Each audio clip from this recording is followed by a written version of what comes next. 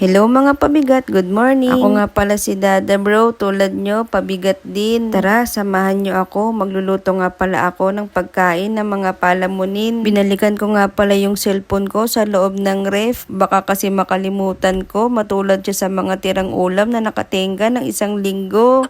Imbis na nakahilata lang ako ngayon, nautusan pa nga ako ng pamangkin ko. Nag-request kasi siya na lutuan ko daw ng crispy pata. Yung totoo sab, ikaw nag-request o binulungan ka ni papa mo?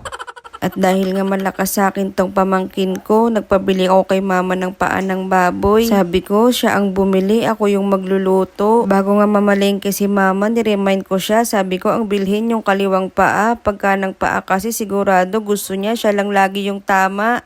Nilinisan ko nga pala muna itong kaliwang paa na nabili ni mama. Narealize ko, mas mabuhok pala to kaysa sa kanang paa.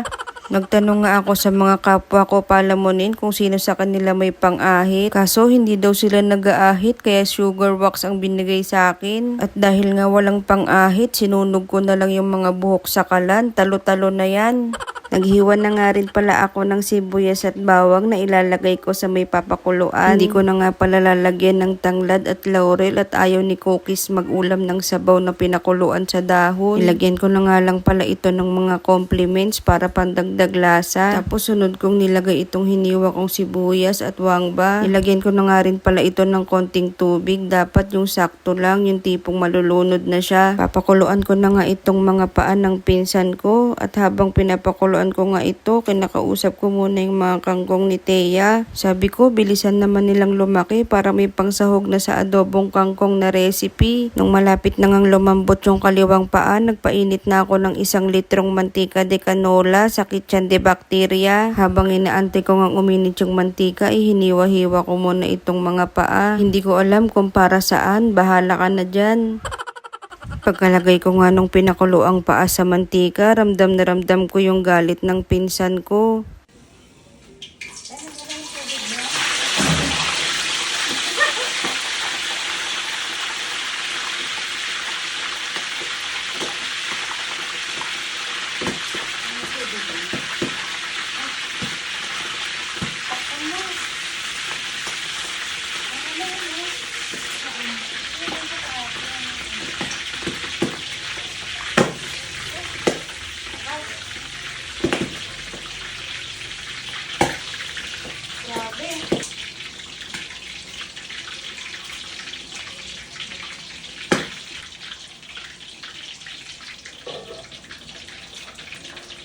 Pumasok na nga muna ako sa loob para gumawa ng sausawan. Gusto ko nga palang mag-public apologize sa pinsan ko. Sorry kasi tinalisod kita para mauna akong makatakbo. Ayoko kasing mahuli ng mga batcher. Pangarap ko pa kasi maging endorser.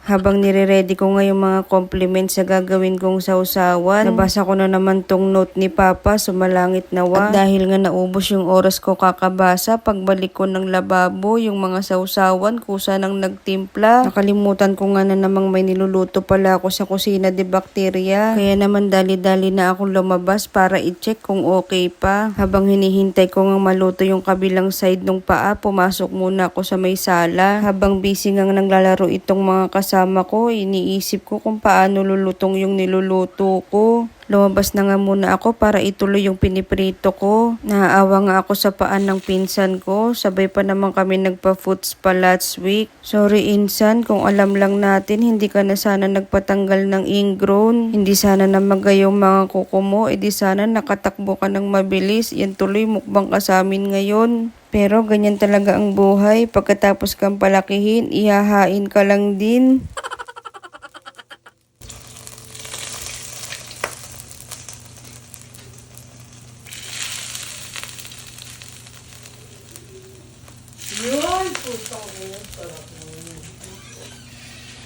Sa wakas, tara, kain tayo. Sab! Ito na. Request mo. Tikman mo? Uy, init. Uy. Aja po na. Love you. Huwag natin sila tirahan kasi busy sila mag-ML, no? Hindi ka pinapahiram ng cellphone.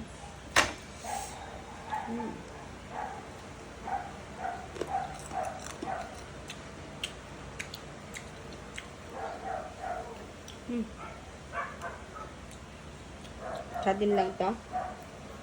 Siyempre. Sa lang yan.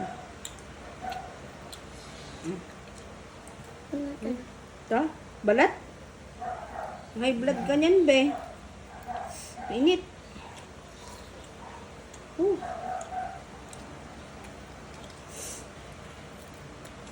Ah. Mainit.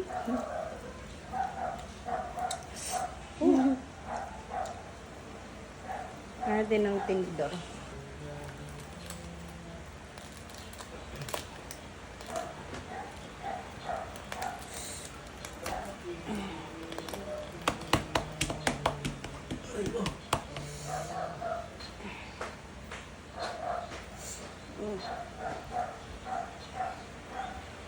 Oh, mainit. Pop. Harap.